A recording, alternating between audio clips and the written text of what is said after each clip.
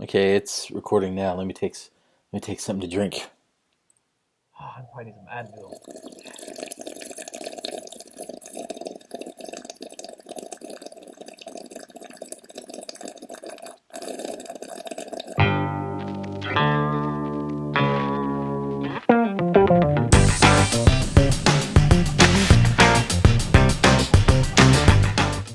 Hey everybody, welcome back to Rain Bros. You gonna? Say hello to my little friend! Pew, pew, pew, pew! Oh god, no! I thought you were supposed to say like Rainbows 3000. RainBros3000! Pew, pew, All right. So anyway, we tried to do a video for this the other day that we did kind of put out, but it was kind of messed up because the recording messed up. So hopefully it's recording now. Hopefully everything will be fine. But we tried to do the Ghostbusters trailer, which has divided a lot of people. Some people are okay with it. Some people, like myself, I was actually pleasantly surprised by it. I thought it looked pretty decent, but a lot of people got very angry about it. And they have just released the international trailer just a few hours ago. Jay has already seen it, and he is very, I would say, upset about it, and thought that we should do another video where I'll watch it with him. But he has already seen it. I have not seen it. This is my first time watching it. So, But here's the thing. oh lord. Normally when they release a trailer, it's quite a bit before they release a new one. But, it got so much buzz and media buzz that they needed to release an international trailer. And when you normally introduce an international trailer, they add more clips to it. Well, international trailers are not, really meant for the United States. These are, like trailers that would be, like in the UK or, I mean, normally there's different cuts of trailers for different regions because, just like the MPAA, they all have different rules and regulations regarding what you can and can't put in a trailer. So Yeah. it actually says that on the thing. It says the UK trailer. Yeah, but it says releasing UK. So yeah, and this one has new clips in it, so we get to see more. has new clips in it. Apparently, Jay is very upset about the clips. So we're gonna watch it. We're gonna. You'll see why. I'm probably not gonna be upset. See, this is the thing. People get so upset about like, oh, they're remaking this, they're remaking that. It's like I don't get upset over remakes because I understand that the original is still gonna be there. It's not like oh, they're making a remake of Ghostbusters. They're gonna take all the old Ghostbusters DVDs off the shelf. To me, it doesn't matter. It's two separate things. I can separate them in my mind. One doesn't have to be connected to the other for me. And if you want a real Ghostbusters 3, go out there and get the video game. Because it literally is Ghostbusters 3. It was written by Dan Aykroyd and Ivan Reitman. It continues the story. It is Ghostbusters 3, except you get to play it. They're releasing a reboot of Gremlins. So did you also hear that it's not really a reboot, but they're saying it's like a crossover type thing? Because did you see 21 Jump Street and 22 Jump Street? Yeah. So those movies did really, really well. But at the end of 22 Jump Street, they did all these things. Basically, like future. Yeah, basically just destroying, chances of making another one because they didn't really want to make another one. Well, I actually think it's Sony that owns it. They're like, we want to make another one.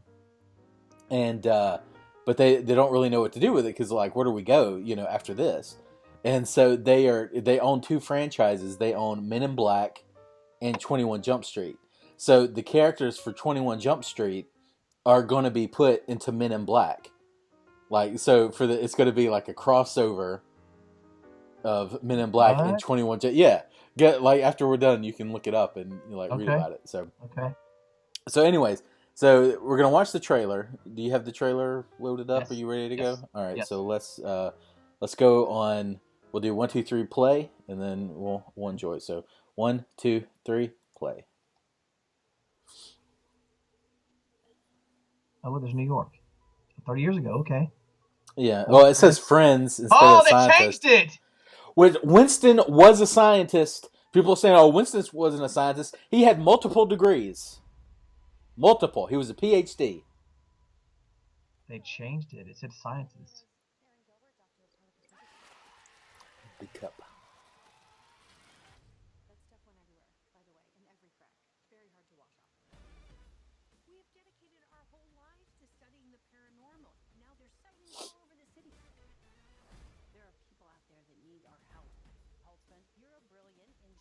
I think she's hot.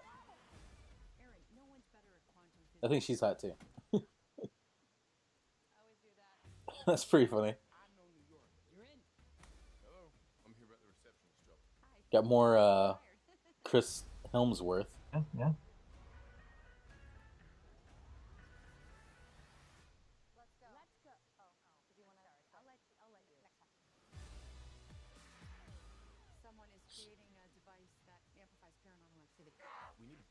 Slimer.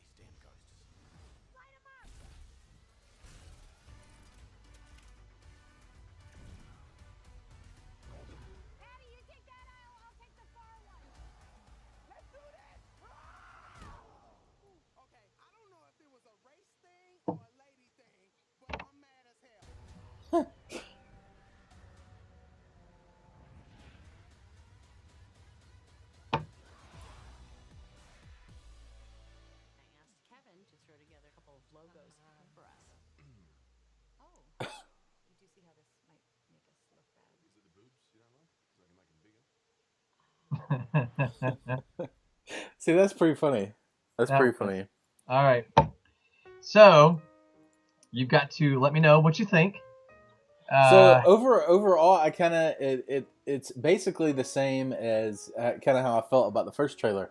Whereas, like, I think it looks decent. Like, it's not like, I'm not like 100% psyched to see it. It's not like I'm gonna go rush out there, for the very first screening.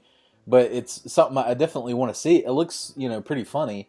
A few things that I did notice in this trailer that I didn't notice in the last one is it kind of sounds like they changed the siren for the Ecto 1. You kind of hear it just briefly, but it sounds like it's more like, I don't know, more twangy, I guess. You can just barely hear it. Just barely. There's like a shot of it, like, driving through the city, and you kind of hear. Well, the first thing that we noticed right away was in the first original trailer, it said 4 scientists. Yeah. It got so much buzz about it because the media was saying people don't know they're freaking Ghostbusters. He was a man that walked right off the street and to get a job. So this one they changed it and it said 4 friends. So they weren't 4 friends. In the original, they were friends. They weren't, because the 3 of them were friends, and then this new guy comes in. He became friends too. They all became friends. Later on, he became friends. Over the course of the story. But that's beside the point. But they were friends when they saved New York, so therefore the sentence is accurate. Okay, well, the first thing it shows you is the first trailer says scientists, and then they changed it because of the media, and now they say it 4 friends, which kind of makes me even worse, even mad, because they weren't friends. They were working together. They were scientists. So get your story straight. Were they friends or were they scientists? All right, so move on. Let's move on. Okay, but anyway, in the original Ghostbusters script, Winston Zetamore, he was like an Air Force major and like demolitions expert. That was like kind of how he gets brought into the story. But over time, it changed. And even though it was not directly referenced in the first Ghostbusters movie, or even really the second Ghostbusters movie, he does, from the scripts, he does have multiple degrees. He is a PhD. And then actually, again, referring back to the Ghostbusters video game, which is Ghostbusters 3, according to Dan Aykroyd. Okay, so is that where you're getting your... He does say that he has... he does say that he has multiple degrees. Because they do talk about it when they go back to the... I figured you were going to say video game, because... Well, not just the video game, but also the original scripts. No one knows it except... What do you mean? People that play the video game know that. Dan Aykroyd and Ivan Reitman know it. The freaking writers of all the Ghostbusters movies that wrote the video game, they know it. Harold Ramis doesn't know it. Harold Ramis? God rest his soul. He's in the video game. I'm saying it. They're all in the video game. Anyway, I do, and plus too, when he gets that job, he does kind of become a scientist. I think if that's your job, you can say that you're a scientist. But anyway. But I did like, I like how the ghost looks. I've been seeing a lot of people, comparing it to the original Ghostbusters and saying like, oh, back then they were using, practical effects and stuff like that, and it looks better. it just looks different. It the ghosts and the original Ghostbusters have a very kind of unique look to them. In this new one, they're almost like a neon type. They kind of have like this neon glow to them. Even Slimer kind of has this weird kind of neon, kind of thing going on with him, which I like. But a lot of people are just, I don't know. You can't make anybody happy. Like people are like, oh, people get upset over CGI. Whereas if you were a little kid, like take it back to the 80s, and somebody was to release the exact same Transformers movie that they released in like 2008 or 9, whenever it came out, back in 1985, you would lose your mind. Nobody would care about the freaking special effects. So it's all like people want to be nostalgic for stuff, and at some point you have to be like, that stuff is still going to be there. Like it's still going to be there. Doing new things with a property, like another one was like they're coming back with DuckTales. I don't know if it's Netflix is doing it or what it is, but they showed like the first little art from DuckTales, and people were like, "Oh, the ducks look different." Well, of course they do. It's new people drawing them, and it's 20 something years later, 25 years later. Of course they're probably going to look, a little bit different, but I'm pretty sure it's probably still going to be, a good DuckTales. That people should be glad that it's traditional 2D animation and not CG animation. So my thing is that, like, this new Ghostbusters trailer, this international one,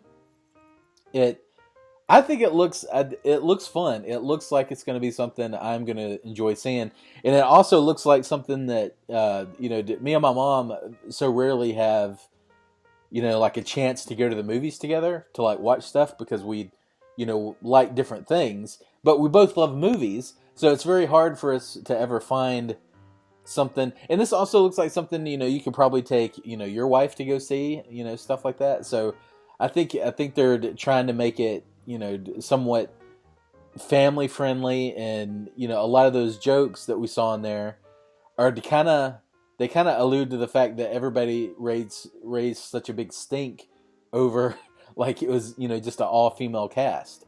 So that's what I kind of liked about it, but I know you don't like it. So I think your views have I think we were both kind of positive or somewhat positive on the first trailer, but I think now you kind of hate it. Yeah, it's what it's doing. It's your original Ghostbusters was set to be almost a horror film / a little bit of comedy. This one's becoming a complete joke. They're basing it now just on strict comedy. I'm sure if you see another trailer, you're going to probably see a ghost fly by, and just stick his tongue out and go like blah blah blah blah blah, try to be funny, and it's not.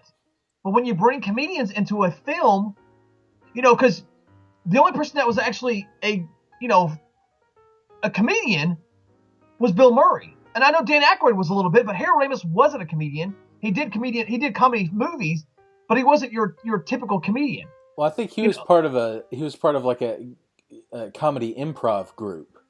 Yeah, but that led into the Animal House and all that other kind of Dan stuff. Aykroyd was a serious character in this one. Bill Murray was kind of a little bit of fun comedy with Dan his character. Aykroyd wasn't serious. He was very funny in Ghostbusters. But this one is just a whole cast members of SNL, minus Melissa McCarthy. But it's becoming a complete comedy now, and I think it's not. I don't think it's going to do well at the box office, because you're bringing out. I think it will do well at the box office for a number of reasons. One, I think a lot of people like to hate on things just to hate on things, and I think this is an easy target for people that just like Star Wars. A lot of people just hated on Star Wars. And I understand some of the problems people have with Star Wars, but people just they're like, oh, they want something to rage about and be upset about on the internet. And I think that this is a very good target. So I think a lot of people will go out there to see the movie just to have something to rage about on the internet. If Star Wars did not have Harrison Ford, Mark Hamill, and Carrie Fisher, it would not have done as well as it did at the theater. That's what they had to do. They had to bring these people back I in think it would have to make. done. I think it would have done It just would have as done. well. It would have been just as horrible as the first three that they just come out in the early 2000s. Yeah, but people say that, but those movies still made a buttload of money. They stunk. I mean, They were Revenge of the Sith horrible, was in the horrible acting. The vehicles they used in this one was so much more futuristic than the ones they used in the last three, New Hope, Empire Strikes Back, and Return of the Jedi, which made it weird. They used nothing but 99% of CGI technology, which they did not use in the New Hope, Empire Strikes Back, and Darth Vader, which kind of killed this one. Just because it didn't exist. I know, but you want to go back to the original style, and that's what they did. Like most of it, they used the CGI technology, and they killed it. For some stuff, they did, but overall, they. You know, J.J. Abrams. That was one of the things he said. He said, "I wanted to try to make as much stuff, you know, doing models and stuff like that." So, like a lot of it was models, and like I mean, because if it was George Lucas doing it, like you know, we wouldn't have had full size X-wings, you know, sitting on the actual set. He would have done that all CG or you know whatever. So like it's all just depends on how you look at it. Like I understand why people don't like, you know, the first Star Wars movies, but at the same time, you know, or don't like the prequels rather. But at the same time, I can kind of overlook a lot of their shortcomings and still find something in them that I enjoy. They don't all have to be 100% perfect. And plus too, people forget, like as you get older, you know, little kids when they see stuff, they're like immediately normally excited about stuff. Like, so if you put a little kid down, you know, 6 or 7, 8 years old, they'll sit there and watch Back to the Future regardless of, you know, how long ago it was made. Whereas, you know, if somebody hadn't seen Back to the Future when they grew up or showed it or got shown it as a child, and you know they're just like, you know, 24, 25 years old, you know, they'll say like, I don't want to watch this. This is an old movie.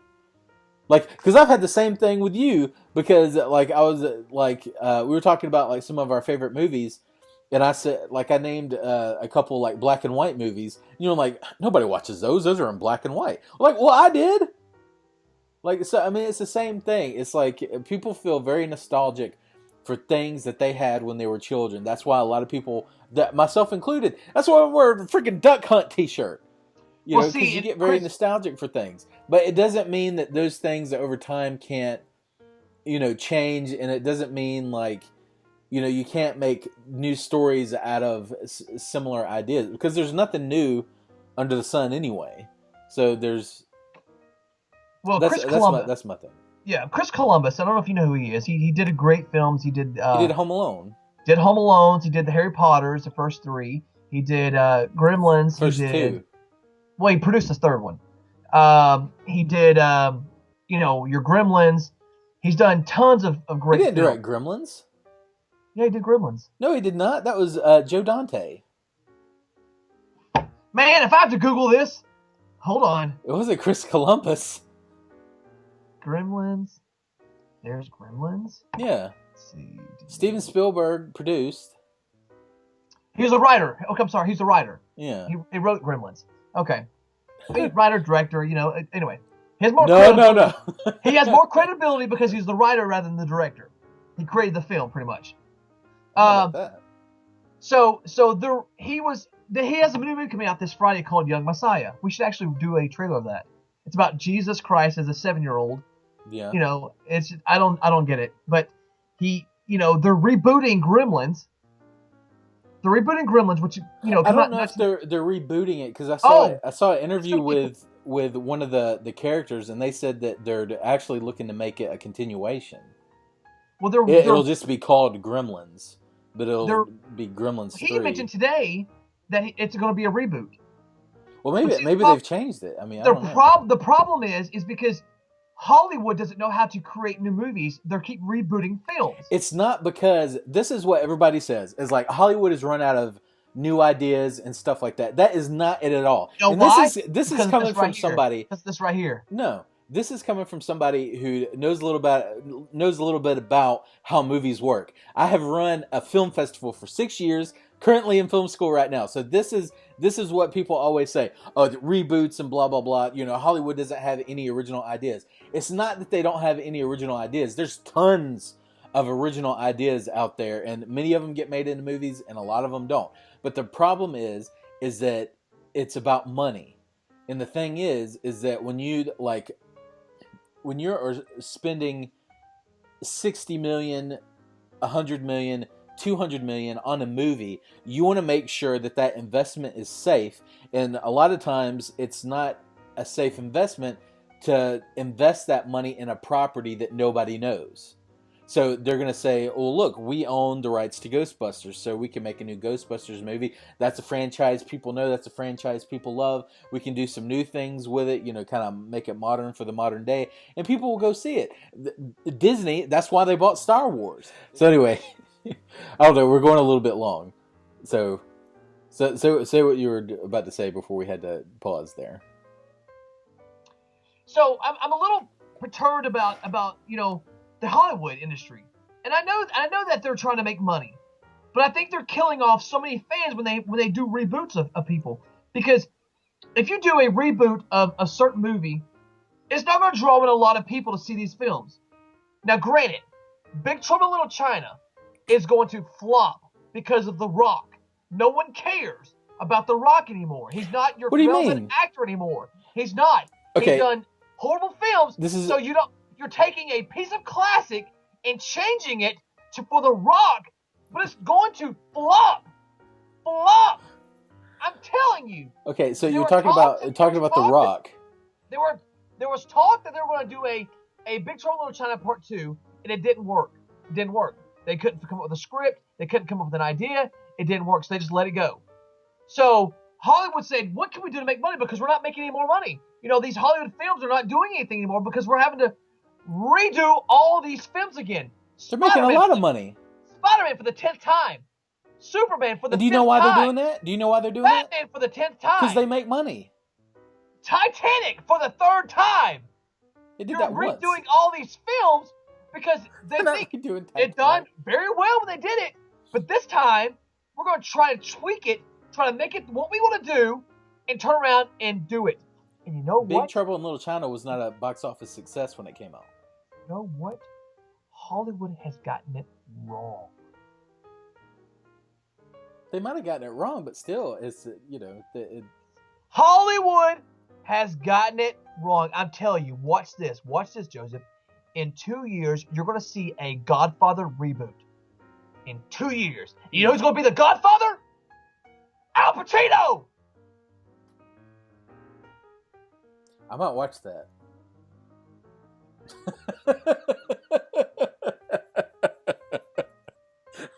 That sounds kind of interesting. I like that kind of... Well, I thought that was a really good idea for, you know, because you're talking about Batman, them doing more Batman movies. I think it would be really cool if they did Batman Beyond and then brought back Michael Keaton as the older Batman. Just put him in like some old age makeup and then have him do the whole Batman Beyond storyline with like a new, younger Batman. If you want to see Michael Keaton in a Batman outfit, go watch the movie The Birdman. Yeah, there you go. I don't want to see him in a Batman outfit. I want to see him, you know... He's old. In that movie. He's old. Let it go. He's not playing Batman. Let it go. Let it go. Can't go back anymore. So let anyway, it go. Let it go. Would you give it a 4? Would you give it a out of 5? Since I saw the first trailer, yeah, I saw this one. I give it a 2 now.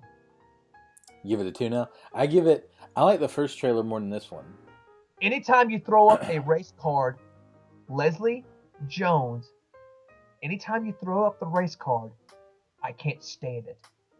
I cannot stand it. I don't know if it was really meant to be like a race card thing rather That's than... what she does all the a time. joke. If you watch Saturday Night Live, that's what she does all the time. She's like a Chris Rock. She throws up the race card. It's not throwing up the race card if you're making jokes about black people. You know what? Oh, Lord.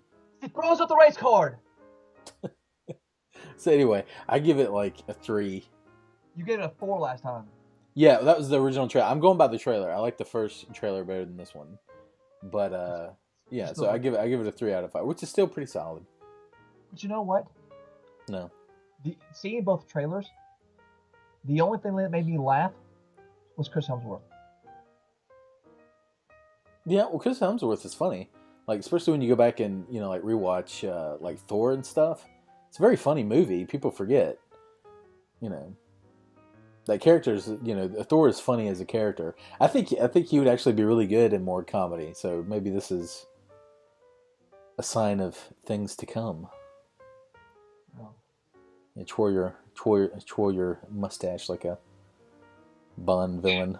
Yeah. I need curtains. You hear curtains? All right, everybody. Say goodbye. Don't forget to like and subscribe and leave us a comment down below because we'll definitely write you back. Well, I might. You might write them back. I don't want to talk to them. Yeah, and if you want Joseph's phone number, let me know and I'll give it to you. Nobody wants to call me. Nobody. Bye.